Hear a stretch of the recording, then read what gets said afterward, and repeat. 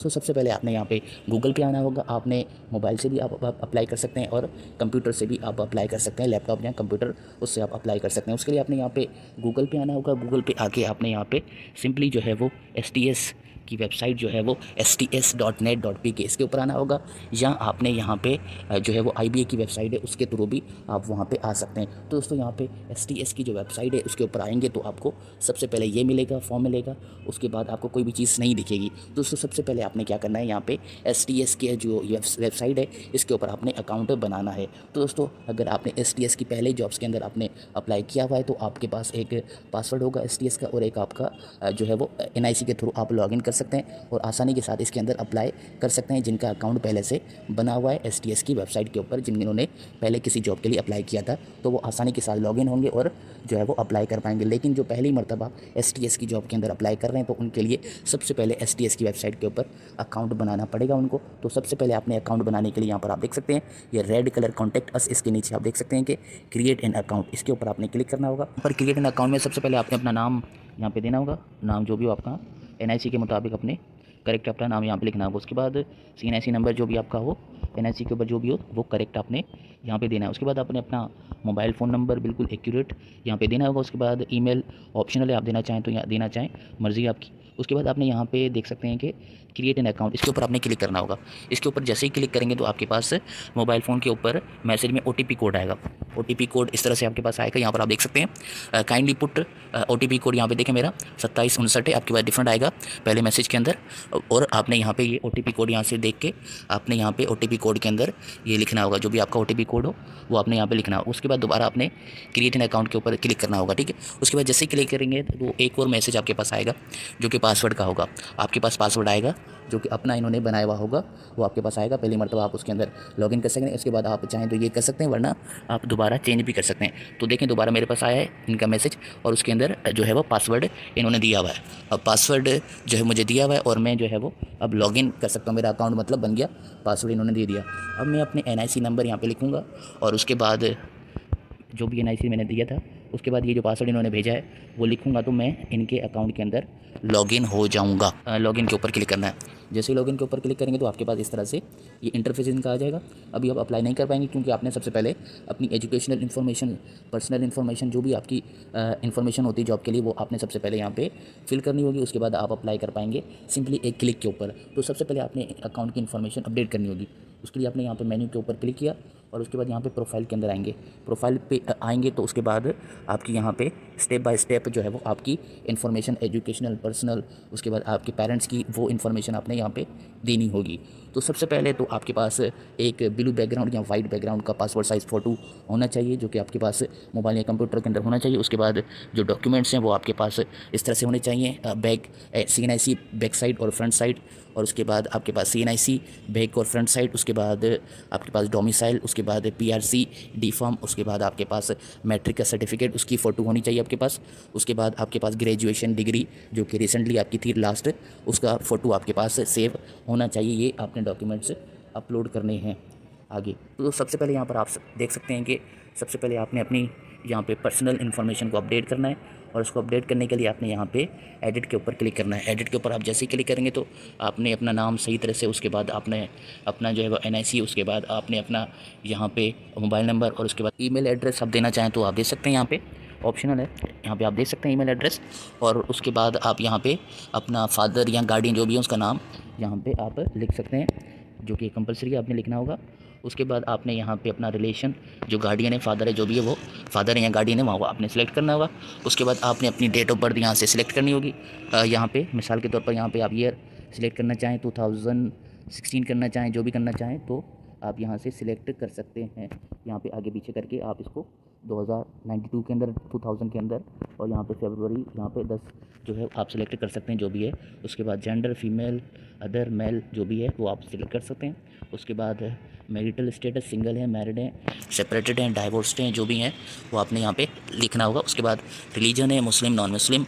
उसके बाद government servant हैं या नहीं है, नहीं है तो नहीं। उसके बाद डिसेबिलिटी है आपकी या नहीं है कोई, वो आपने यहाँ पे लिखनी है, और उसके बाद आपने यहाँ पे सेव कर देना होगा। सेव आप करेंगे तो उसके बाद यहाँ पे आएगा, सेव हो गया ये आपका पर्सनल इन्फॉर्मेशन। उसके बाद आपने यहाँ पे जो है वो अपना दूसरा जो सेक्शन है उसको उसके ऊपर आपने आना होगा, जो कि आपका इलेक्ट्रल रजिस्ट्रेशन इन्फॉर्मेशन, जो कि यहाँ पर शुरू में इन्होंने लिखा हुआ ये ऑप्शनल है, इसको आप कर भी सकते हैं, नहीं भी कर सकते, आपकी मर्ज़ी। उसके बाद एड्रेस आपने यहाँ पे देना होगा, ये लाजमी तौर पर है।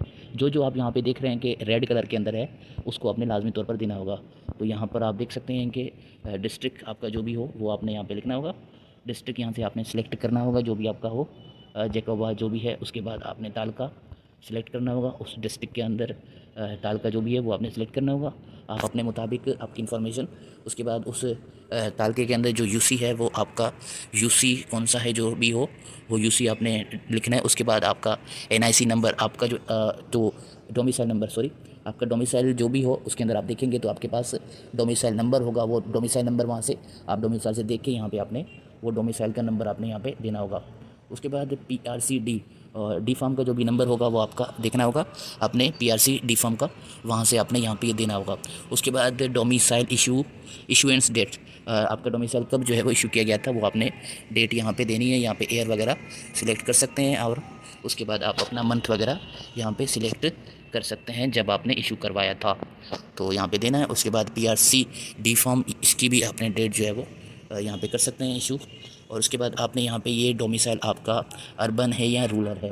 अर्बन मतलब शहरी और रूरल मतलब गांव का, यानी जो कोटा के हिसाब से रूरल है या अर्बन है आप सिंध के अंदर, तो आप यहाँ पे सिलेक्ट कर सकते हैं। उसके बाद डोमिसाइल ओरिजिनल डुप्लीकेट, ओरिजिनल है या डुप्लीकेट है आपके पास डोमिसाइल, तो आपने ओरिजिनल है तो ओरिजिनल।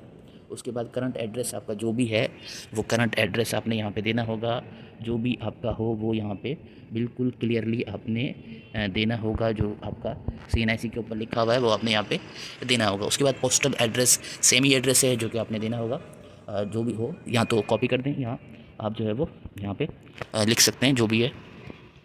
उसके बाद आपके पास परमानेंट एड्रेस है, एक तो शनाख्ती कार्ड के ऊपर होता है, एक तो परमानेंट होता है, एक होता है टेम्पररी। तो परमानेंट है तो वो परमानेंट भी दें, वो भी दें, जो भी है वो परमानेंट में वही आएगा जो NIC के ऊपर परमानेंट आपका लिखा हुआ है। और जो दूसरा है मुस्तकिल, वो आपका वो भी आप वहाँ पे दे सकते हैं, ठीक है। उसके बाद आपने यहाँ पे इसको सेव कर देना है, ठीक है। सेव जैसे ही करेंगे तो ये सेव हो जाएगा। उसके बाद फर्दर आपके जो सेक्शन है वो आपके यहाँ पे आपने पर्सनल कर दिया। उसके बाद इलेक्टोरल तो वो है। उसके बाद आपका दूसरा जो सेक्शन है वो है एजुकेशनल इन्फॉर्मेशन। तो यहाँ पे जो भी आपने ऐड करनी है, यहाँ पे ऐड पे क्लिक करेंगे, और उसके बाद आपने यहाँ पे एकेडमिक लेवल आपका इंटरमीडिएट है, आपका जो है वो मैट्रिक का आपने यहाँ पे सिलेक्ट करना है। उसके बाद कंट्री जो भी आपकी वो आपने यहाँ पे सिलेक्ट करनी है, कहाँ से आपने किया है आपने यहाँ पे सिलेक्ट करना है। पाकिस्तान P में होगा तो P में आपने पाकिस्तान सिलेक्ट करना है। अगर बाहर से भी O लेवल आपने किया हुआ है तो आप वहाँ से कर सकते हैं। यहाँ पे P हमें ढूंढना होगा, P पाकिस्तान, ठीक है। उसके बाद यूनिवर्सिटी, जो लास्ट डिग्री आपने कहाँ से की है, जो भी यूनिवर्सिटी हो यहाँ से आप सिलेक्ट कर सकते हैं। उसके बाद अगर नहीं है तो लेकिन होगी, सबकी होगी इसके अंदर, नहीं होगी तो अदर आप ऑप्शन इसके अंदर ढूंढ सकते हैं। उसके बाद आपकी रिज़ल्ट डिक्लेरेशन जो है वो आप यहाँ पे जो है वो कर सकते हैं। यहाँ पे बोर्ड आप यहाँ पे देख सकते हैं, बोर्ड। और उसके बाद डिक्लेरेशन, आपका जो मैट्रिक का रिज़ल्ट था वो कब आया, आपकी जो शीट होगी उसके ऊपर लिखा हुआ होगा, वो डेट आप यहाँ से सिलेक्ट कर सकते हैं, ठीक है दोस्तों। उसके बाद मार्क परसेंटेज कितनी थी मैट्रिक के अंदर आपकी, 70 थी, कितनी थी जो भी थी वो आपने यहाँ पे लिखनी होगी। उसके बाद CGPA डिवीज़न, तो ग्रेड आपका क्या बना, ग्रेड आप यहाँ पे लिख सकते हैं, B बना, C बना, A बना। उसके बाद पासिंग ईयर, मैट्रिक कब किया आपने। उसके बाद अटैच फाइनल ट्रांसक्रिप्ट, तो ट्रांसक्रिप्ट आप जो है वो अटैच करेंगे, यहाँ पे देखें अटैच करेंगे, आपने यहाँ पे फ़ोटो लेके रखनी है आपने। उसके बाद मेजर सब्जेक्ट आपने क्या पढ़े थे मैट्रिक के अंदर, बायोलॉजी पढ़ी थी, कंप्यूटर साइंस पढ़ा था, केमिस्ट्री पढ़ी थी, जो भी पढ़ी थी वो आपने यहाँ पे लिखना होगा। मैथ, बायोलॉजी जो भी है वो आपने यहाँ पे बायोलॉजी, केमिस्ट्री जो भी मेजर थे वो आपने यहाँ पे लिखने हैं। उसके बाद आपकी आ गई इंटरमीडिएट लेवल, तो इंटरमीडिएट लेवल आपने यहाँ पे सिलेक्ट करना होगा। 12th O लेवल है जो भी है वो भी आपने यहाँ पे सिलेक्ट करना है। उसके बाद कंट्री, इसी तरह से आपने कंट्री सिलेक्ट करनी है।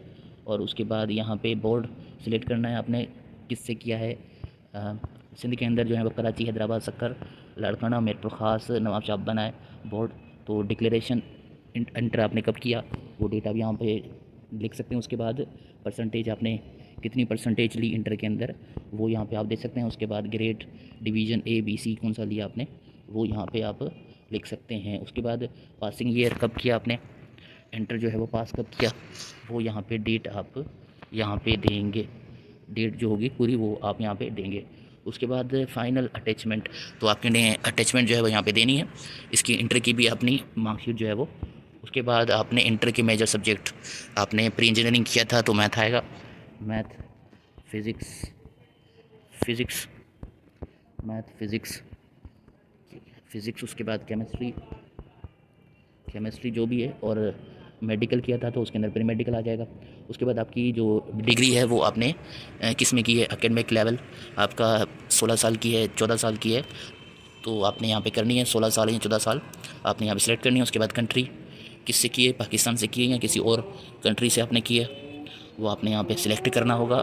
पाकिस्तान यहाँ पे सिलेक्ट करना होगा आपने, अगर पाकिस्तान से की है तो। उसके बाद बोर्ड किसी यूनिवर्सिटी से आपने की है तो सब यूनिवर्सिटी के नाम है यहाँ पे, आपने यहाँ पे जो है वो करनी है। शाह अब्दुल लतीफ़ है जो भी है खैरपुर, वो आपने सेलेक्ट करनी है यहाँ पे, जिससे भी आपने किया है डिक्लेरेशन। आपका रिज़ल्ट जो है वो कब आया इस डिग्री का, फाइनल जब हुआ उसके बाद, तो यहाँ पे सिलेक्ट करना है आपने। उसके बाद परसेंटेज आपकी कितनी थी, 50 थी, कितनी थी, जो भी थी वो आपने यहाँ पे लिखनी है। जो है मिनिमम 50 जो है वो इस इनके लिए पीएसटी और जीएसटी के लिए जो लाजमी है। उसके बाद ग्रेड ए बना, सी बना, बी बना, कितना। उसके बाद year of passing, passing year 2018, 16, 17 किस में आपने की जो भी थी वो आपने यहाँ पे लिखना है। उसके बाद अटैचमेंट आपने यहाँ पे देनी है, जो कि मैंने कहा आपको आपने यहाँ पे सेव करके रखना है, ठीक है दोस्तों। उसके बाद आपने इसको भी मेजर सब्जेक्ट आपके जो भी डिग्री है इसके अंदर मेजर सब्जेक्ट आपके क्या थे, जिस तरह से सीएस है तो उसके अंदर आर्टिफिशियल इंटेलिजेंस हो गया। उसके बाद वेब डेवलपमेंट हो गया, वेब डेवलपमेंट। इसी तरह से आपकी डिग्री के अंदर जो भी मेजर सब्जेक्ट थे वो आपने करने, और उसके बाद यहाँ पे सेव कर देना, ठीक है दोस्तों। सेव करेंगे तो उसके बाद आपकी ये 3 सेक्शन पूरे हो गए। 3 सेक्शन के बाद मज़ीद जो है वो कोई भी सेक्शन नहीं बनता, और जो भी डॉक्यूमेंट्स थे वो आपके यहाँ पे अपलोड आपने किए तो यहाँ पे आपको दिखाई दे रहे होंगे। आपकी प्रोफाइल पिक्चर भी आपको यहाँ पे दिखाई देगी, और उसके बाद ये आपका अकाउंट बन जाएगा। अब आपने क्या करना होगा, यहाँ पे आपने आना होगा ये सारा सेव करके, ठीक है। और ये आप फर्दर अगर आप पहले दिन आपने पर्सनल इन्फॉर्मेशन सेव की तो सेव किया, उसके बाद लॉगिन करके आप दोबारा एडिट कर सकते हैं। तो ये आपका पासवर्ड और ये आपका जो CNIC है इसे आप ओपन करके जब भी आप इसके अंदर एडिट वगैरह कर सकते हैं।